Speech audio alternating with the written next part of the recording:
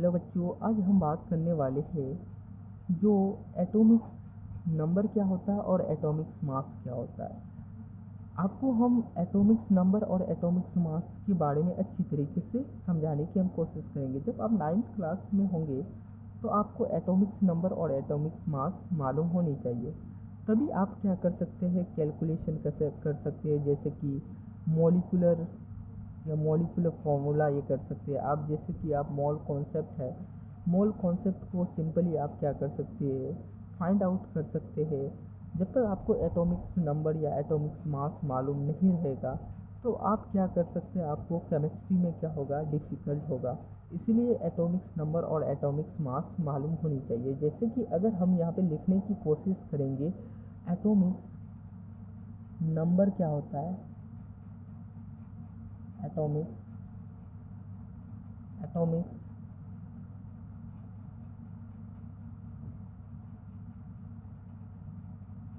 Number क्या होता है, और एटॉमिक्स नंबर को हम लोग रिप्रेजेंट करते हैं किससे, जेड से।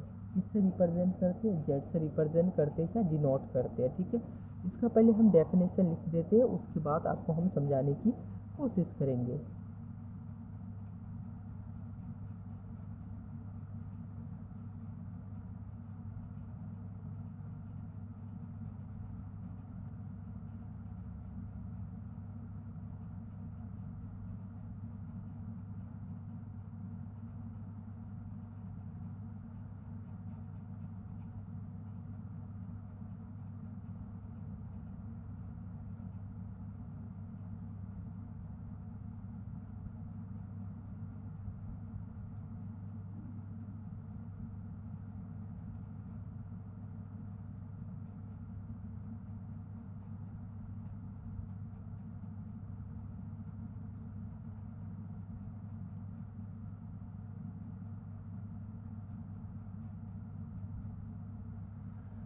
तो यहाँ पे एटॉमिक्स नंबर किसको बोलेंगे, it is total number of protons are present in atoms is called atomics number.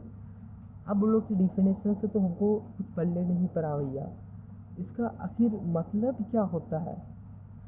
इसका एटॉमिक्स नंबर का मतलब ये होता है, किसी भी एटम में आप कोई भी एटम उठा ले, 1 से लेके 118 तक आप एटम उठा लीजिए, आप कोई भी एटम्स उठा लीजिए, तो जितना ही नंबर ऑफ प्रोटॉन होगा किसी भी एटम में, किसी भी एटम में जितना ही नंबर ऑफ प्रोटॉन होगा उतना ही नंबर क्या होता है, एटॉमिक नंबर होगा।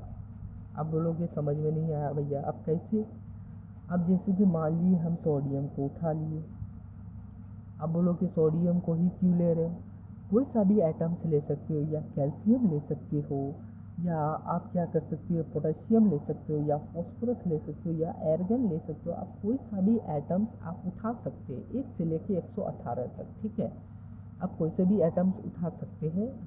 उसके बाद जैसे कि हम सोडियम लिए, तो सोडियम जब हम लोग लिए तो सोडियम जब हम लोग सोडियम एटम्स लिए, सोडियम क्या है, एटम्स है, कैल्शियम भी एटम्स है, पोटेशियम भी एटम्स है, फॉस्फोरस भी एटम्स है। जब हम इसको उठाए सोडियम को, तो अब इसका एटॉमिक्स नंबर कितना होता है, एटॉमिक्स नंबर कितना होता है, 11 होता है। ठीक है, मान लिए हम एक एटम्स को उठा लिए, ये मेरा एटम्स है, ठीक है, और ये चारों तरफ जो घूमता है, कौन घूमता है, इलेक्ट्रॉन घूमता है। तो यहाँ पे कितना है, यहाँ पे आपका प्रोटॉन है। ठीक है, यहाँ पे 11 क्या ले लेते हैं, प्रोटॉन ले लेते हैं, 11 प्रोटॉन ले लेते हैं। आप लोग समझ जाइएगा, यहाँ पे 11 प्रोटॉन ले लिए। अब जितना जितना नंबर ऑफ प्रोटॉन है, अगर 11 अगर नंबर ऑफ प्रोटॉन है तो 11 आपका एटॉमिक नंबर होगा।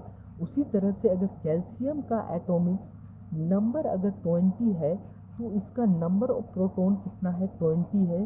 जितना नंबर ऑफ प्रोटॉन होगा उतना ही नंबर ऑफ एटॉमिक मास होगा। ठीक है, अब जैसे कि यहाँ पे आप इसका कैल्शियम का 20 एटॉमिक्स नंबर है, तो यहाँ पे अगर हम ये कैल्शियम एटम्स ले लिए तो यहाँ पे कितना है, यहाँ पे प्रोटॉन के पास जो है 20 प्रोटॉन है, तो यही इसका एटॉमिक्स नंबर है। मेरी बात आप लोगों को शायद समझ में आ रही है। तो जितना ही क्या होगा, किसी भी एटम्स में जितना ही नंबर ऑफ प्रोटॉन होगा उसका उतना ही एटॉमिक नंबर होगा।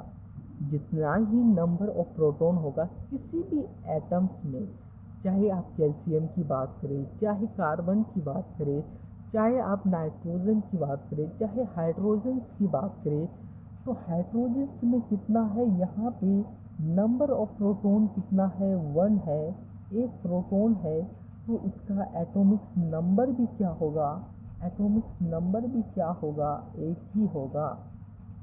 एटॉमिक नंबर भी क्या होगा, एक ही होगा। जितना ही नंबर ऑफ प्रोटॉन्स होगा किसी भी एटम्स में उतना ही नंबर क्या होता है, एटॉमिक नंबर होगा। जितना ही नंबर ऑफ प्रोटॉन होगा किसी भी एटम्स में, आप चाहे 1 से लेके 118 तक कोई भी एटम्स आप उठा सकते हैं और उठा के देख सकते हैं।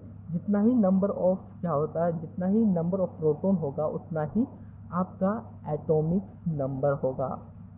मैं कामना करता हूँ कि मेरी बात आपको समझ में आई है। ठीक है, जैसे कि अगर हम लोग बात करेंगे एटॉमिक्स, आपको जैसे कि एटॉमिक्स नंबर आपको कम से कम 1 से लेकर 20 तक आपको एलिमेंट्स याद होनी चाहिए। एटॉमिक्स मास याद होनी चाहिए। एटॉमिक्स नंबर या एटॉमिक्स नंबर उसके साथ साथ पहचानने के लिए आना चाहिए कि कौन से एलिमेंट कौन से नंबर पे है। तो आपको ये चीज़ आप लोगों को आनी चाहिए समझने के लिए, आप कौन से एलिमेंट्स कौन से जगह पे कौन से पोजीशन पे प्रेजेंट है, तो आप लोगों को ये चीज़ मालूम होनी चाहिए। ठीक है, उसके बाद अगर हम लोग बात करेंगे क्या, एटॉमिक मास, एटॉमिक मास। देखिए बच्चों, एटॉमिक मास को हम लोग रिप्रेजेंट करते हैं किससे, ए से रिप्रेजेंट करते हैं। जिस तरह से एटॉमिक नंबर को हम लोग रिप्रेजेंट कर रहे थे जेड से, उसी तरह से एटॉमिक मास को हम लोग रिप्रेजेंट करेंगे ए से। ठीक है, जैसे कि मेरे पास क्या है, एटॉमिक मास दिया हुआ है, तो एटॉमिक मास जो मेरे पास दिया हुआ है, तो एटॉमिक मास मेरे पास क्या दिया हुआ है, इसका डेफिनेशन अगर हम लोग लिखने की कोशिश करें तो it is sum sum of total number of protons and neutrons. It is क्या है, it is sum of total number of protons and neutrons are called atomic atomic atomic mass। देखिए बच्चों, हम लोग एटॉमिक मास किसको बोलेंगे, atomic mass हम लोग उसको बोलेंगे जो किसी भी एटम्स में जितना क्या होगा, नंबर ऑफ क्या होगा, प्रोटॉन्स होगा, और क्या होगा आपका, जितना ही नंबर ऑफ प्रोटॉन्स होगा और क्या होगा आपका न्यूट्रॉन होगा, तो उसको हम लोग क्या बोलेंगे, एटॉमिक मास बोलेंगे। जैसे कि मेरे पास ये एक क्या है, एक हम लोग कोई सा भी एटम्स ले लेते हैं, या सोडियम ले ले, सोडियम ही ले लेते हैं। जैसे कि यहाँ पे आपका क्या रहता है, न्यूट्रॉन और क्या रहता है, प्रोटॉन रहता है। दोनों को सम करके जितना ही आपका, जैसे कि इसका एटॉमिक नंबर कितना है, 11 है, तो दोनों को अगर सम करेंगे, नंबर और न्यूट्रॉन और प्रोटॉन का सम को हम लोग क्या बोलेंगे, एटॉमिक मास बोलेंगे। न्यूट्रॉन और प्रोटॉन का सम को ही हम लोग क्या बोलेंगे, एटॉमिक मास बोलेंगे। जैसे कि मेरे पास सोडियम कितना है, 11 है, तो 11 है, तो यहाँ पे क्या बोलता है डेफिनेशन ये कहता है कि यहाँ पे जितना ही नंबर ऑफ प्रोटॉन्स होगा और न्यूट्रॉन होगा, दोनों का सम को ही हम लोग क्या बोलेंगे, दोनों का सम को ही हम लोग एटॉमिक मास बोलेंगे। जैसे कि अगर हम लोग बात करेंगे, A is equal to Z plus क्या होता है, एन होता है, ये फॉर्मूला होता है। ठीक है, A is equal to Z plus N होता है। जैसे कि अगर हमको एटॉमिक मास हमको मालूम नहीं है सोडियम का, तो सोडियम का एटॉमिक मास होता है 23। ठीक है, 23 होता है। अब जैसे कि यहाँ पे यहाँ पे कितना होगा, यहाँ पे प्रोटॉन है, प्रोटॉन को हम लोग जेड से रिप्रेजेंट करते हैं। जितना ही नंबर ऑफ प्रोटॉन होगा उतना ही आपका एटॉमिक नंबर होगा। तो यहाँ पे 11 प्रोटॉन है, तो 11 यहाँ पे देखो 11 एटॉमिक मास, एटॉमिक नंबर है, तो 11 क्या होगा, प्रोटॉन होगा। तो 11 प्रोटॉन है। और न्यूट्रॉन मेरा कितना है, 12 है। तो इसको जब जोड़ोगे, कैलकुलेट करोगे तो 23 आएगा। तो इसका एटॉमिक्स कितना आ गया, एटॉमिक्स मास जो हो गया 23 हो गया। तो 23 हो गया। तो हम लोग एटॉमिक मास उसको बोलेंगे जितना टोटल नंबर ऑफ क्या होता है न्यूट्रॉन एंड प्रोटॉन, या प्रोटॉन या न्यूट्रॉन, उसको हम लोग क्या बोलेंगे, उसको हम लोग एटॉमिक मास बोलेंगे। क्या बोलेंगे, उसको हम लोग एटॉमिक मास बोलेंगे दोस्तों। ठीक है, आप लोगों को यहाँ तक अच्छी तरीके से क्लियर होना चाहिए। ठीक है, उसके बाद हम लोग क्या बात करें, उसके बाद अगर हम लोग बात करेंगे जैसे कि आइसोटॉप्स आता है, आइसोबार आता है, उसके बारे में हम फिर अलग से लेक्चर बनाएंगे और आपको हम अच्छी तरीके से समझाने की कोशिश करेंगे। एटॉमिक नंबर और एटॉमिक मास आप लोगों को अच्छी तरीके से समझ में आनी चाहिए, तभी आप क्या कर सकते हैं, तभी आप क्वेश्चन से फेस कर सकते हैं, तभी आप क्वेश्चन को अच्छी तरीके से बना सकते हैं। तो हम लोग जैसे कि यहाँ पे एक्स कोई भी एलिमेंट्स हो सकता है, एनी एलिमेंट्स हो सकता है, क्या हो सकता है, एनी एलिमेंट हो सकता है। ठीक है, आपको कोई भी एलिमेंट्स हो सकता है। यहाँ पे हम लोग जेड ए से रिप्रेजेंट करते हैं और इसको हम लोग जेड से रिप्रेजेंट करते हैं। यही एक्स को कुछ टीचर क्या करता है, इस तरह से रिप्रेजेंट करता है। तो आपको घबराना नहीं है, ए को इधर कर देता है, जेड को इधर कर देता है। या और भी इस तरह से और भी होता है कि इसी एक्स को क्या कर देता है, यहाँ पे जेड को कर देता है, यहाँ पे ए कर देता है। तीनों का मतलब यही है, सेब चाकू पे गिरे या चाकू पे सेब पे चाकू सेब पे गिरे या चाकू सेब पे चाकू गिरे, तो कटना तो सेब को ही है। ठीक है, या सेब चाकू पे गिरे या चाकू सेब पे गिरे, तो कटना किसको है, सेब को ही है। उसी तरह से आप किसी तरह से भी लिख सकते हैं, मतलब तीनों का एक ही है। ठीक है, तो यहाँ पे आपको और एक एग्जांपल के थ्रू आपको हम समझाने की कोशिश करेंगे। जैसे कि आपका सोडियम है, सोडियम का हम क्या होता है, यहाँ पे एटॉमिक मास लिखते हैं और यहाँ पे एटॉमिक नंबर रिप्रेजेंट करते हैं। सोडियम का कितना होता है, 23। हम इसका एवरेज वैल्यू नहीं ले रहे हैं, इसका जो एक्चुअल वैल्यू एवरेज ही वैल्यू होता है। ये एवरेज वैल्यू क्या होता है, 22.99 ऐसे समथिंग होता है। तो हम जो एक्चुअल वैल्यू है वो वैल्यू हम ले रहे हैं। ठीक है, जब आइसोटोप्स और आइसोबार पढ़िएगा तभी आपको हम अच्छी तरीके से और भी हम समझाएंगे जो एवरेज होता है, क्या एवरेज वैल्यू क्या होता है। जैसे कि सोडियम का यहाँ पे 23 है और कितना है, और इसका एटॉमिक नंबर कितना है, 11 है। उसी तरह से अगर हम लोग कार्बन का देख ले, कार्बन का कितना होता है, 6 होता है और इसका एटॉमिक मास कितना होता है, 12 होता है। उसी तरह से आप कोई भी एलिमेंट्स का उठा सकते हैं। सोडियम क्या होता है, जैसे कि आप नाइट्रोजन उठा सकते हैं, या आप कैल्शियम उठा सकते हैं। जैसे कि कैल्शियम का, जैसे कि हम लोग देखिए तो कैल्शियम का एटॉमिक नंबर कितना होता है, 20 होता है।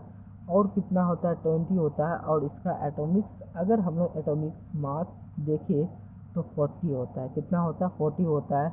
अब जैसे कि अगर हम लोग इसका प्रोटॉन निकालने की कोशिश करें तो प्रोटॉन हम लोग बात किए, जो जितना ही आपका नंबर ऑफ प्रोटॉन होगा उतना ही नंबर ऑफ एटॉमिक्स नंबर होगा।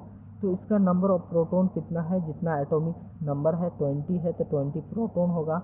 मगर इलेक्ट्रॉन कितना होगा, इलेक्ट्रॉन भी कितना होगा, 20 होगा। ये तभी होगा जब क्या होगा, न्यूट्रल एटम होगा। न्यूट्रल एटम कहने का मतलब कोई भी उस पर चार्ज नहीं चढ़ा है, कोई भी चार्ज नहीं चढ़ा है, तभी वो क्या होगा, number of proton is equal to number of electron, तभी इक्वल होगा जब कोई भी उस पर चार्ज नहीं चढ़ा है। Number of proton is equal to number of electron, तभी वो इक्वल होगा जब नंबर ऑफ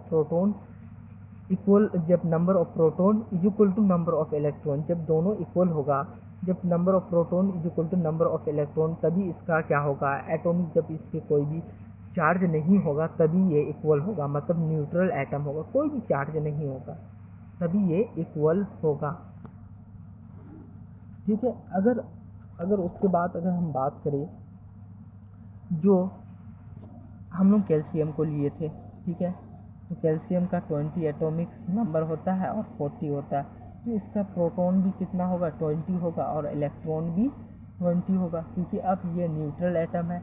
तो अगर ये 2 इलेक्ट्रॉन को क्या कर देता है, लूज़ कर देता है, अब 2 इलेक्ट्रॉन देता किसको है, आपको जब हम इलेक्ट्रॉनिक कॉन्फ़िगरेशन समझाएंगे तो आपको हम अच्छी तरीके से समझाने की कोशिश करेंगे। आपके जैसे कि आपके पास क्या है, कैल्शियम एटम्स है, तो कैल्शियम एटम्स है तो कैल्शियम के पास कितना है, अगर हम लोग बात करेंगे कैल्शियम, तो अब यहाँ पे क्या है, चार्ज चढ़ गया है, या आप C+2 लिखिए या Ca2+ लिखिए, आप किधर से भी किस तरह से भी लिख सकते हैं, मीनिंग तो सेम ही है दोनों का, ठीक है। अब यहाँ पे क्या कर दिया, अब यहाँ पे न्यूट्रल एटम नहीं है, एक ये चार्ज एटम्स है, तो यहाँ पे नंबर ऑफ प्रोटॉन तो सेम रहेगा, बट नंबर ऑफ क्या होगा, नंबर ऑफ इलेक्ट्रॉन क्या होगा, डिफरेंट होगा। नंबर ऑफ इलेक्ट्रॉन क्या होगा, डिफरेंट होगा, क्योंकि ये 2 इलेक्ट्रॉन लूज़ कर दिया, 2 इलेक्ट्रॉन लूज़ कर दिया, 2 इलेक्ट्रॉन क्या कर दिया, 2 इलेक्ट्रॉन किसी को दे दिया। भाई अब कहने का मतलब ये है, देता कौन है, जो लेने वाला होता है। आप कहने का मतलब मेरे पास रहेगा तभी तो हम देंगे। अब इसके पास ज़्यादा है, ये अमीर है, तभी ये क्या कर रहा है, गरीबों को दे रहा है। अब देगा वही जिसके पास होगा, अब जिसके पास होगा नहीं तो वो कैसे देगा किसी को। जैसे कि फ़कीर किसके यहाँ जाता है, फ़कीर उन्हीं के पास जाता है जो देने वाला होता है, जो देता है उन्हीं के पास जाता है। जो देता नहीं है, जो फ़कीर है, तो फ़कीर के पास कभी देखिए कि फ़कीर के पास मांगने जाता है, फ़कीर के पास मांगने, ऐसा तो नहीं होता। जो देने वाला होता है, जो उससे ऊँचे मतलब जो उससे रुपया वाला होता है, अच्छा फैमिली होता है, उन्हीं के पास जाता है रुपया मांगने। अब जो फ़कीर होता है, फ़कीर के पास तो नहीं जाता है, उन्हीं के पास जाता है, उन्हीं के पास मांगने का ये रहता है, उन्हीं के पास मांगा जाता है जो देने वाला होता है। अब देने वाला कौन होता है, जो अच्छा आदमी, जो अच्छा पैसे वाला है, तो उन्हीं के पास जाता है और उन्हीं के पास क्या करता है, मांगता है, ठीक है। और उसके बाद जो हो गया, अब इसको अगर हम लोग क्या करें, अगर इसको हम लोग सब्ट्रैक्ट करें तो यहाँ पे कितना हो जाएगा, 2+ चार्ज हो जाएगा। तो इसका नेट चार्ज हो गया, कितना हो गया, 2 हो गया, मतलब कैल्शियम का 2+ चार्ज आ गया, क्योंकि कैल्शियम ने 2 इलेक्ट्रॉन को लूज़ किया है, ठीक है। तो मैं आशा करता हूँ कि आप लोगों को अच्छी तरीके से समझ में आया होगा, ठीक है। Thank you.